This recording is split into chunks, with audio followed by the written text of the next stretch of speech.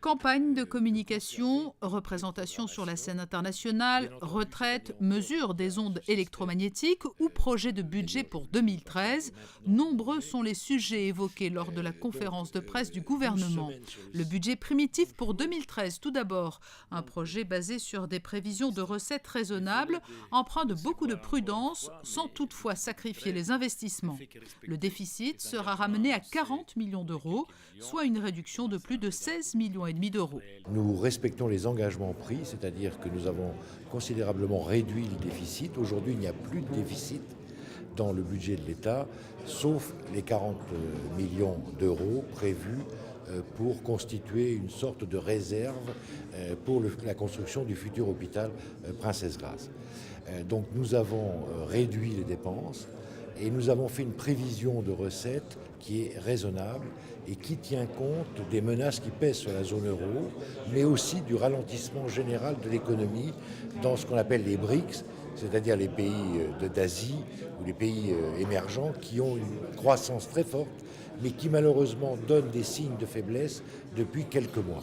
Donc une prévision de recettes pour 2013 en augmentation par rapport aux recettes de 2012, mais en augmentation prudente et des dépenses contenues, maîtrisées. Sur la scène internationale, la principauté a été représentée à la fin du mois de septembre par le conseiller de gouvernement pour les relations extérieures à la tribune des Nations Unies lors de la 67e Assemblée générale annuelle de l'ONU à New York.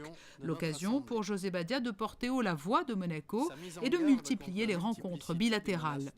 Plus proche de nous, Marie-Pierre Gramaglia est revenue sur la campagne de mesure des ondes électromagnétiques menée sur tout le territoire, prioritairement dans les zones proches d'émetteurs radioélectriques, et sur de futures perturbations annoncées sur le réseau SNCF entre le 1er et 4 novembre en raison de travaux entre Antibes et Nice.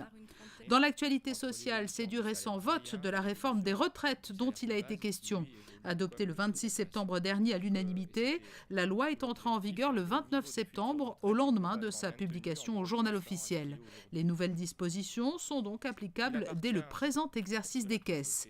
La une de l'actualité sociale est aussi marquée par les restructurations annoncées dans deux grands groupes de la principauté, Teramex et Mecaplast. L'État a officiellement présenté des mesures d'accompagnement. Les dirigeants de ces deux groupes ont été reçus. Nous leur avons demandé de faire le maximum pour préserver le plus grand nombre possible d'emplois en principauté, mais aussi pour mettre en place les plans quand c'est nécessaire, les plus sociaux possibles. Donc il y aura dans les deux cas des aides extra-légales au-delà des obligations pour des primes bien sûr supérieures donc pour les salariés concernés. Et puis surtout, tant en externe que par des cabinets de consultants externes, un soutien apporté pour retrouver un emploi et permettre à ces salariés concernés effectivement très rapidement et dans les meilleures conditions possibles de travailler à nouveau. Nous avons par ailleurs prévu au budget 2013 les sommes nécessaires pour accompagner ces entreprises qui en auraient besoin et qui nous le demanderaient dans le chômage partiel. Je pense à Mecaplast en particulier. C'est important d'essayer d'éviter des licenciements secs, donc en aidant pendant des périodes difficiles à passer ce cap. Par ailleurs, le gouvernement a également demandé au service de l'emploi d'offrir la possibilité pour tous les salariés concernés par les plans de licenciement de pouvoir bénéficier du soutien de cette structure, quel que soit le lieu de domicile, en vue de la recherche d'un nouvel emploi en principauté.